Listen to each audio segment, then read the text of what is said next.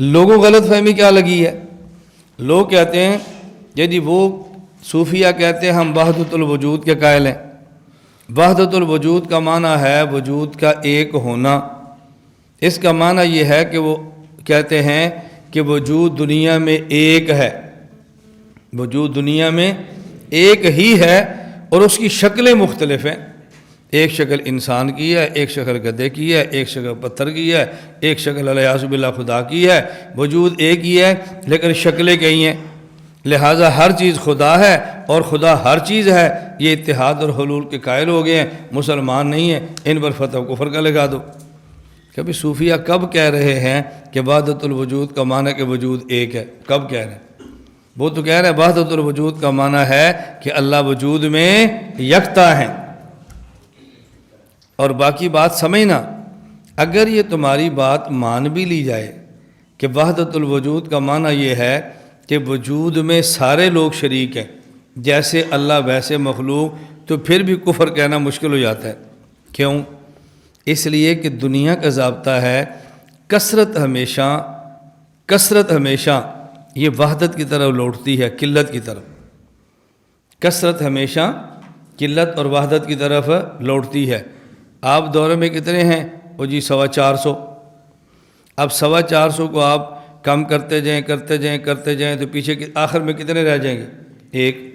تو کثرت کس کی طرف لوٹے گی؟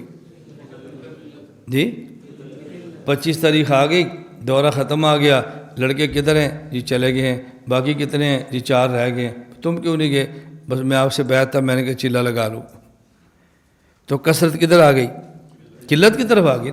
اب دنیا میں ضابطہ ہے کثرت قلت کی طرف آتی ہے۔ توجہ رکھنا ذرا۔ اب دیکھو انسان اربوں خربوں ہیں، لیکن جب انسان خربوں لوٹیں گے نا تو کہیں گے وحدت انسانیت میں سارے کے سارے شریک ہیں۔ جتنے بھی انسان ہیں وہ انسان ہونے میں سب شریک ہیں۔ نبی بھی انسان ہوتا ہے، غیر نبی بھی انسان ہوتا ہے، مسلمان بھی انسان ہوتا ہے، کافر بھی انسان ہوتا ہے، مرد بھی انسان ہوتا ہے، عورت بھی انسان ہوتی ہے۔ سوال یہ ہے اتنے خربوں انسان اگر یہ انسانیت میں واحد ہیں، انسانیت میں سارے شریک ہیں، تو اس کا معنی یہ تو نہیں ہے کہ ہر انسان کا حکم بھی ایک جیسا ہے۔ چونکہ سارے انسان ہیں لہذا جو حکم نبی کا ہے وہی امتی کا ہے، جو مسلمان کا ہے وہی کافر کا ہے، جو بیوی کا ہے وہی بہن کا ہے۔ ایسے ہو سکتا ہے؟ انسانیت میں سارے شریک ہیں لیکن ہر انسان کا حکم جدا ہے۔ اب وحدت انسانیت سے اوپر جائیں تو پھر بنے گی وحدت حیوانیت۔ حیوان میں ہم بھی حیوان ہیں، جانور بھی حیوان ہیں، لیکن کیا معنی کہ جس طرح جانور حیوان ہے اور ان میں حلال بھی ہیں حرام بھی ہیں، تو حلال جانور کو کھا سکتے ہیں تو حرام کو بھی کھا سکتے ہیں۔ حرام کو ذبح کرنا جائز نہیں ہے تو حلال کو بھی ذبح کرنا جائز ہے۔ حیوان ہونے میں سارے شریک ہیں لیکن ہر حیوان کا حکم جدا ہے۔ آپ اوپر جائیں تو پھر آئے گا جسم نامی، انسان اوپر، حیوان اوپر، جسم نامی۔ اب جسم نامی میں حیوان کے اوپر درخت آ گیا، اشجار۔ اب اس کا معنی تو یہ نہیں ہے کہ جیسے درخت کو کھڑے کھڑے کاٹ سکتے ہیں تو کھڑے کھڑے جانور کی آپ ٹانگ بھی کاٹ دیں۔ بھئی جو حکم درخت کا ہے وہی حکم اس کا ہے، ایسے تھوڑا ہی ہے۔ بھئی جس طرح جانور کا استعمال تب کرنا ہے جب اس کو ذبح کریں گے بسم اللہ اللہ اکبر، لہذا لکڑی بھی تب جلائیں گے پہلے بسم اللہ اللہ اکبر کہہ کے ذبح کر لیں۔ کیوں؟ اس لیے کہ جس طرح وہ جسم نامی ہے یہ بھی جسم نامی ہے، جو حکم اس کا ہے وہ حکم اس کا ہے۔ اب جسم نامی میں سارے شریک ہیں لیکن انسان کا حکم الگ ہے، حیوان کا الگ ہے اور درخت کا الگ ہے۔ اوپر جائیں جسم مطلق، جس میں پتھر بھی شامل ہے۔ اب دیکھیں اب جو حکم پتھر کا ہے کیا وہی حکم درخت کا بھی ہے؟ پتھر کو آپ جہاں سے چاہے پکڑیں اور پھینکیں، اور درخت کھڑا آپ اٹھائیں اور پھینکیں، بہت مشکل ہے۔ درخت کی جڑیں ہیں اور پتھر کی جڑیں نہیں ہیں، دونوں میں فرق ہے۔ اب ایک آدمی درخت کو تراشتا ہے اور اپنی انگوٹھی میں ڈال لیتا ہے، تو اگر اس طرح لکڑ کا یہ بنا کر نگینہ ڈالے تو کتنی خوبصورت انگوٹھی نظر آئے گی. جی کوئی دلہا ہو اور اس نے چاندی کی انگوٹھی میں لکڑ کا نگینہ ڈالا ہو تو کیا دل کرے گا اس کو ایک بیٹی ایک اور دے دے. یہ بڑا سمجھدار ہے. اب دیکھو جو درخت کا مسئلہ ہے وہ پتھر کا نہیں، جو پتھر کا ہے وہ درخت کا.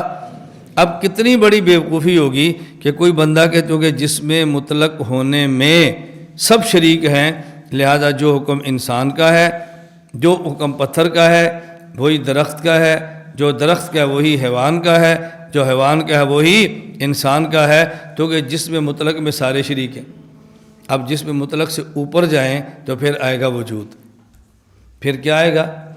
اب وحدت الوجود کا معنی جس طرح وحدت انسانیت میں سارے انسان شریک تھے، وحدت حیوانیت میں سارے حیوان شریک تھے، اور وحدت جسم نامی میں سارے انسان، حیوان اور درخت شریک تھے، اور وحدت جسم مطلق میں انسان، حیوان، درخت اور پتھر شریک تھے. تو وجود میں اللہ کا بھی وجود ہے، مخلوق کا بھی وجود ہے. اب خالق اور موجود وحدت الوجود میں شریک ہے، لیکن اس کا معنی یہ نہیں ہے کہ جو حکم مخلوق کا ہے وہی حکم خالق کا ہے. مخلوق فنا ہوگی تو خالق بھی فنا ہوں گے. اور جی یہ کہتے ہیں جی وجود میں ایک ہی ہے لہذا مخلوق فنا ہوگی تو خالق بھی فنا ہوں گے. اگر مخلوق حادث ہے تو خالق بھی حادث ہے. یہ دیکھو خالق کے حادث ہونے کے قائل ہے. کیوں؟ یہ وحدت الوجود کے قائل ہے. ہم نے کہا ہم تو وحدت انسانیت کی بھی قائل تھے کہ انسانیت میں سارے شریک ہیں، لیکن اس کا معنی یہ نہیں تھا جو حکم نبی کا ہے وہی مسلمان کا ہے، جو کافر کا ہے وہی مسلمان کا ہے، جو باندی کا ہے وہی کسی اور عورت کا ہے. بالکل نہیں. تو جس طرح وحدت انسانیت میں سارے انسانوں کے شریک ہونے کے باوجود ہر فرد انسانی کا حکم جدا ہے. وحدت حیوانیت میں انسان اور جانور شریک ہیں، لیکن انسان اور حیوان الگ فرد ہیں، ان کا حکم الگ الگ ہے.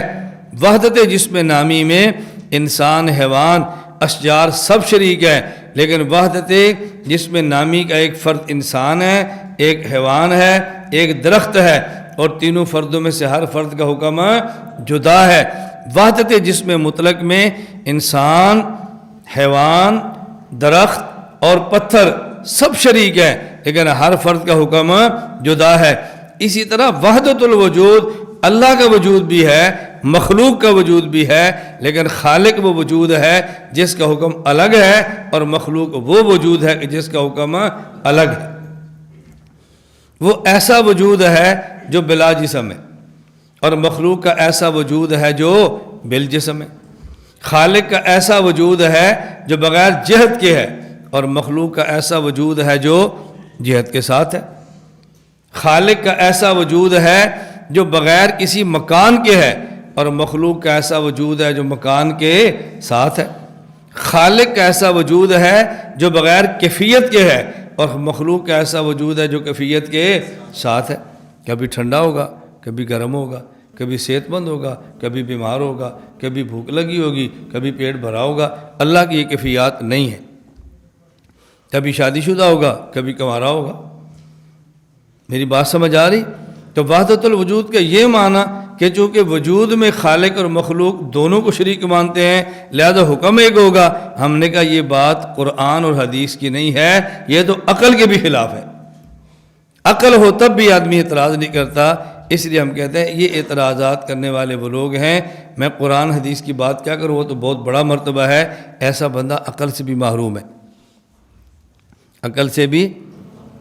یہ بات آپ کو سمجھ آ گئی؟ اب بتاؤ یہ کیا مشکل ہے؟